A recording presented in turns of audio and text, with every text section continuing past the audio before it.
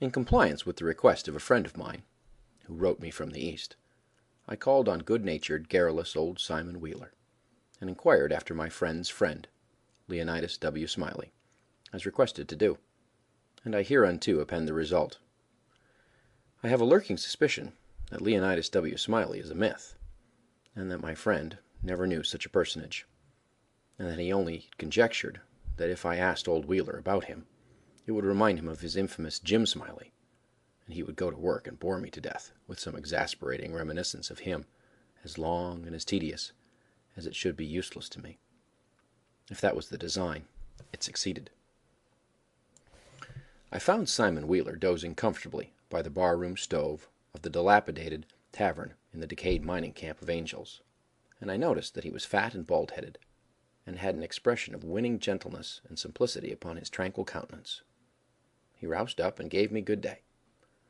I told him a friend had commissioned me to make some inquiries about a cherished companion of his boyhood named Leonidas W. Smiley, Reverend Leonidas W. Smiley, a young minister of the gospel, who he heard was at one time a resident of Angel's Camp. I added that if Mr. Wheeler could tell me anything about this Reverend Leonidas W. Smiley, I would feel under many obligations to him. Simon Wheeler backed me into a corner and blockaded me there with his chair, and then sat down and reeled off the monotonous narrative which follows this paragraph. He never smiled, he never frowned. He never changed his voice from the gentle flowing key to which he tuned his initial sentence. He never betrayed the slightest suspicion of enthusiasm, but all through the interminable narrative there ran a vein of impressive earnestness and sincerity, which showed me plainly that, so far from his imagining that there was anything ridiculous or funny about his story, he regarded it as a really important matter, and admired its two heroes as men of transcendent genius in finesse.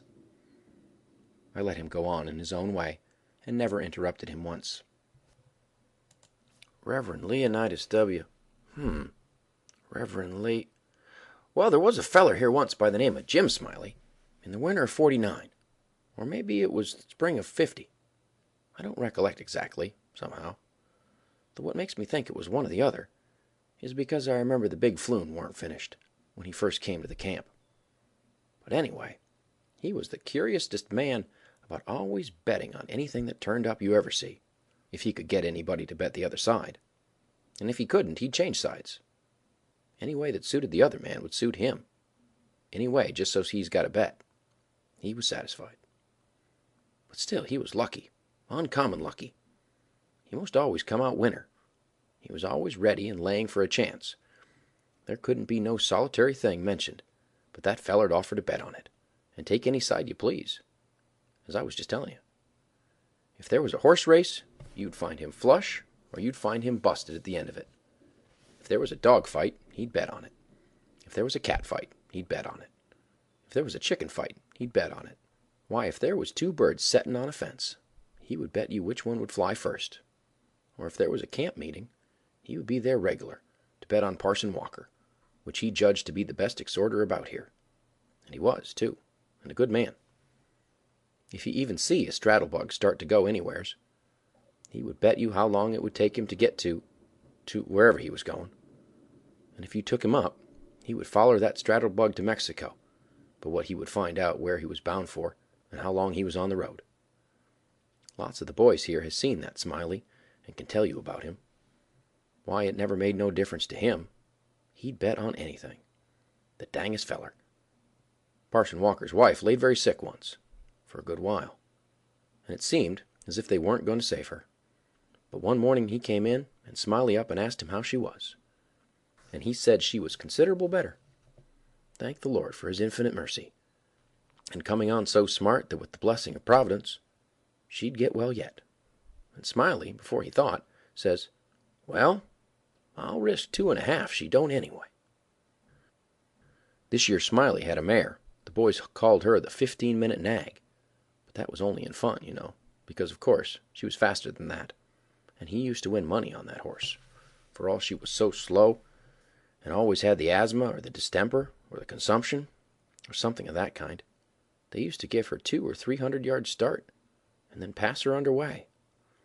But always at the fag end of the race, she'd get excited and desperate-like, and come cavorting and straddling up, and scattering her legs around limber, sometimes in the air, and sometimes out to the side amongst the fences, and kicking up more dust and raising more racket with her coughing and sneezing and blowing her nose, and always fetch up at the stand, just about a neck ahead, as near as you could cipher it down. And he had a little small bull pup, that to look at him you'd think he warn't worth a cent, but to set around and look ornery, and lay for a chance to steal something. But as soon as money was up on him, he was a different dog. His under jaw'd begin to stick out like the forecastle of a steamboat, and his teeth would uncover and shine like the furnaces. And a dog might tackle him and bullyrag him and bite him, and throw him over his shoulder 2 or 3 times. And Andrew Jackson, which was the name of the pup, Andrew Jackson would never let on but what he was satisfied, and hadn't expected nothing else, and the bets being doubled and doubled on the other side all the time, till the money was all up. And then all of a sudden he would grab that other dog just by the jint of his hind leg and freeze to it. Not chaw, you understand, but only just grip and hang on till they throwed up the sponge. If it was a year. Smiley always come out winner on that pup, till he harnessed a dog that didn't have no hind legs, because they'd been sawed off in a circular saw. And when the thing had gone along far enough, and the money was all up, and he come to make a snatch for his pet hold, he'd see in a minute how he'd been imposed on, and how the other dog had him in the door, so to speak. And he appeared surprised, and then he looked sort of discouraged like, and didn't try no more to win the fight. And so he got shucked out bad. He gave Smiley a look as much as to say his heart was broke, and it was his fault for putting up a dog that hadn't no hind legs for him to take hold of, which was his main dependence in a fight. And then he limped off a piece and laid down and died. It was a good pup, was that Andrew Jackson, and would have made a name for himself if he'd lived, for the stuff was in him, and he had genius. I know it, because he hadn't no opportunities to speak of, and it don't stand to reason that a dog could make such a fight as he could under them circumstances if he hadn't no talent. It always makes me feel sorry when I think of that last fight of his'n, and the way it turned out.